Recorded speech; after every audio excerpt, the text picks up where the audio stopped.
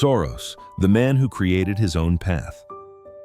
George Soros did not simply enter the world of finance, he intruded into it like a force of nature, carrying with him a mindset that rejected conformity at its very core. While most aspiring investors studied textbooks, memorized classic principles, and tried to imitate the giants before them, Soros built his identity on a radically different foundation: the belief that no rule, no strategy, and no tradition is sacred. From the outset of his career, he realized that conventional thinking belonged to the masses, and the masses rarely became extraordinary. Soros refused to walk on paved roads. He was more interested in carving out trails through unexplored territories. He embraced uncertainty the way others embrace comfort, trusting his instincts even when they contradicted standard market logic. This ability to challenge dominant beliefs and to do so fearlessly is what ultimately defined his legend. Soros's early years revealed hints of this unorthodox mindset.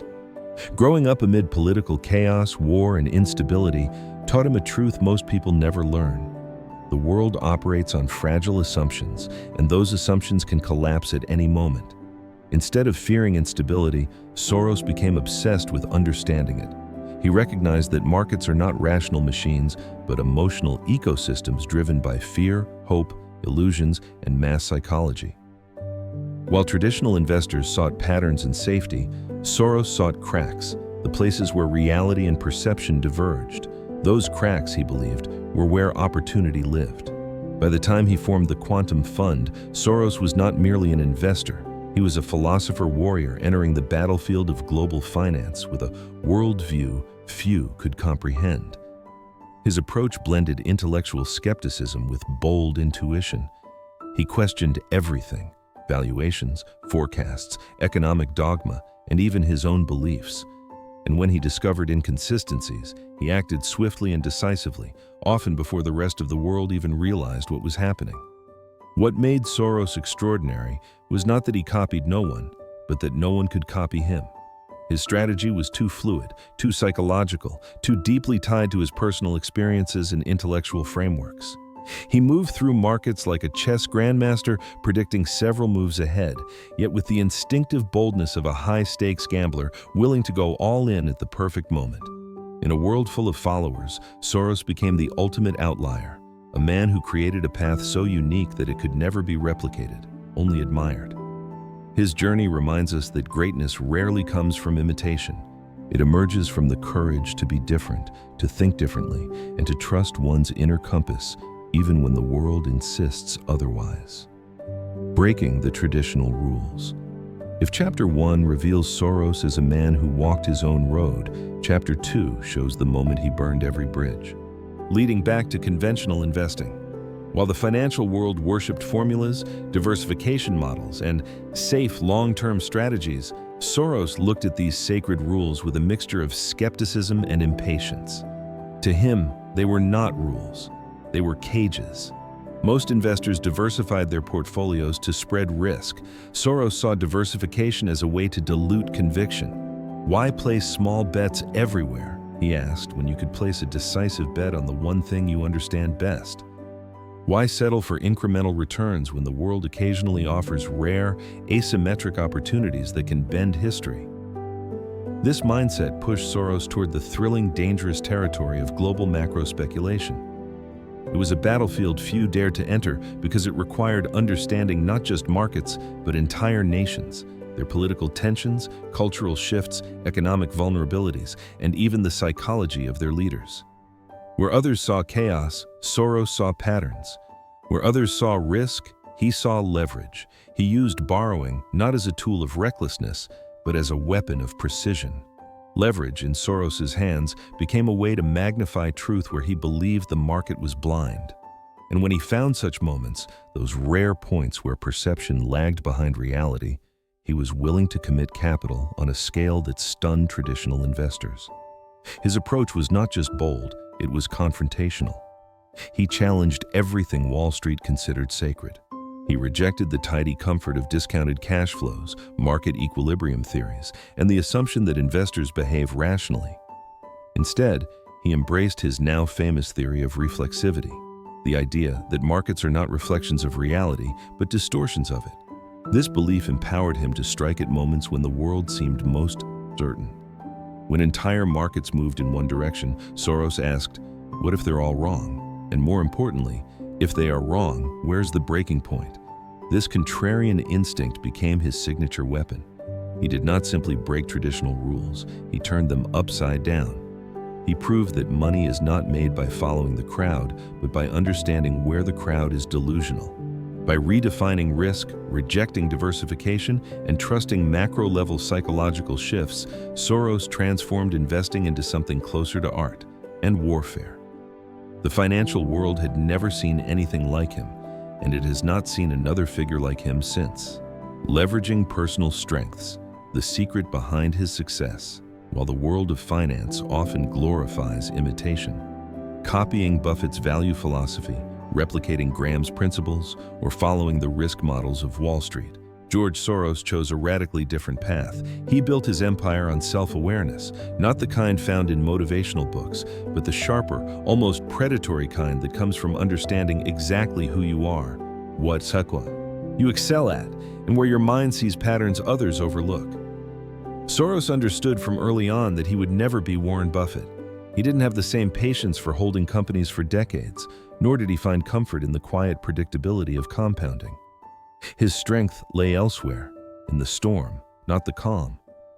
He possessed a rare combination of philosophical intellect, psychological insight, and a deep sensitivity to imbalance, both in society and in the markets. Instead of fighting his nature, he embraced it. And in doing so, he unlocked a competitive edge few could even detect. Soros's academic background in philosophy, especially under the influence of Karl Popper, trained him to question assumptions relentlessly. He learned to view markets not as stable systems, but as arenas of flawed human perception. This philosophical lens allowed him to spot when the world believed in something too confidently, when certainty became an illusion. Further sharpening his intuition was his uncanny ability to read crowd psychology. While most investors studied charts and earnings reports, Soros studied fear, herd behavior, and the subtle emotional shifts that precede major market turns. He looked beyond numbers and into the minds of participants, sensing when the collective mood was about to fracture. What made Soros dangerous was not just that he understood his strengths, it was the intensity with which he used them. When he identified a distortion between perception and reality, he acted with a clarity and decisiveness that bordered on fearless. His personal insights, his worldview, and his psychological instincts merged into a single strategic weapon. The real lesson from Soros is not about markets, it's about identity. Success, he teaches, does not come from copying the greats, but from becoming the clearest, sharpest version of yourself. The world already has a Buffett, a Graham, a Lynch. What it lacks and what it rewards most is a mind capable of discovering its own unique advantage. Soros didn't succeed because he tried to be different. He succeeded because he was willing to be fully, unapologetically himself, and to weaponize his strengths in ways no one else could imitate. Acting decisively when opportunity appears, for most investors, opportunity reveals itself gradually, like a distant wave slowly forming on the horizon. For George Soros, however, true opportunity appears like a lightning bolt, sudden, blinding, and demanding immediate action. His greatest strength was not merely identifying mispricings or anticipating market shifts, it was the ferocity with which he acted when those rare windows of possibility opened. Soros understood the nature of markets better than most. They are not constant streams of small opportunities, but landscapes punctuated by explosive, unpredictable inflection points, moments when everything changes at once. These moments are dangerous for the unprepared, but transformative for those who recognize them. And when Soros saw one forming, he did something few had the courage to do. He moved with total conviction. He did not nibble. He did not scale slowly. He committed. He placed positions so large, so aggressive, and so contrary to the beliefs of the entire financial world that critics often labeled him reckless. But Soros was never reckless, only decisive. In his mind, hesitation was far riskier than action. The market rewards the bold, especially when the bold are right. His legendary attack on the Bank of England is the greatest example. While most analysts viewed the British pound as stable under the European exchange rate mechanism, Soros saw vulnerability. He sensed political weakness, economic imbalance, and a collective illusion that could not last. And when the moment was right, when he felt the world's confidence begin to tremble, he struck with the full power of the quantum fund. Billions were committed in a single sweep. It was an act of audacity so aggressive that even his own team questioned whether it was too much. But Soros had trained himself to listen to something deeper than fear.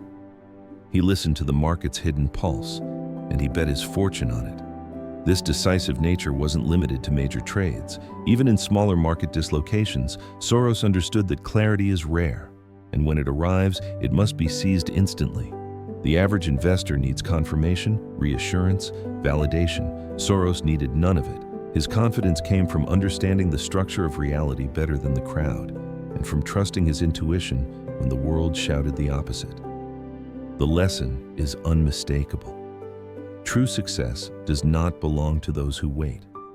It belongs to those who recognize the moment and strike before anyone else realizes what is happening. Soros mastered this art, turning decisive action into a weapon capable of reshaping financial history. The Soros style: freedom, flexibility, and courage. George Soros's success cannot be understood solely through his trades, theories, or market victories. The true essence of his power lies in something far deeper: a philosophy of freedom, adaptability, and unbreakable courage.